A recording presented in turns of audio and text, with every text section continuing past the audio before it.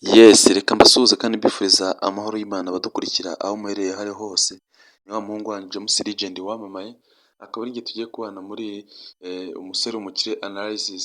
Nk'uko mubizi cyangwa se abakurikirana iyi filime mugenda mubonamo abantu bagiye batandukanye, ariko reka kuri uyu munsi twibande kuri aba bantu batatu, ari bo uyu musore w'umukire witwa Ian cyangwa se MK nk'uko musanzwe mubizi, hanyuma ukurikizaho aba bakobwa babiri b'abavandimwe.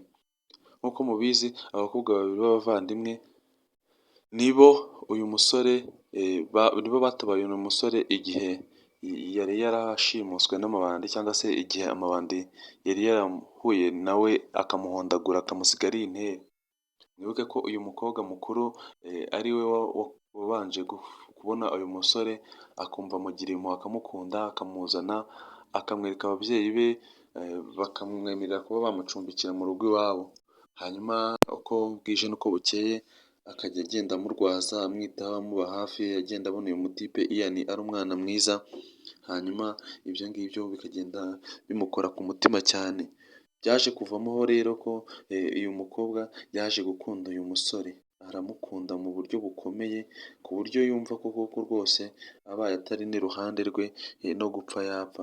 Hanyuma rero yaje kubona yuko n'uyu murumuna we ashobora kuba akunda uyu musore, hanyuma ageze aha aramuganiriza aramubwira ati uriya mutipe Ian ndamukunda ku buryo bukomeye kandi ugomba kubimparira kuko urabizi ko ninjye wamuzanye hano, ni njyewe mbese wamwitayeho mu buryo bushoboka bwose, ugomba kunyumvira nka murumuna wanjye ku buryo utakwivanga mu rukundo ndi kumukunda ngo mukunde nawe umukunde. Mwibuke yuko uyu musore Ian cyangwa se MK yaje kuganirizwa n'uyu mukobwa hanyuma akamubaza ati se waba unkunda basi wenda ko ngewe numva ngo ukunda, ariko nyine akabona uyu Ian ntabwo bimufashaho bitewe na situation y'ibibazo yari ari kunyuramo. Mwibuke ko uyu Ian nyine ari umwe muri ari umwe wa mugabo nyine ufite kampani ikomeye cyane yasigiwe n'ababyeyi be, ashaka kunyagwa na mukase. Ngira ngo ubwo abatari bari kumva Ian uwo ari we mwatangiye gusobanukirwa ari muntu ki. Aba bakobwa rero bose bakomeje kumuhanganira, ariko nyine uyu mutoya akajya aganiriza Ian nyine akumva uko byagenda kose Ian ashobora kuba hari ukuntu amwiyumvamo, ariko akabesha uyu mukuru we.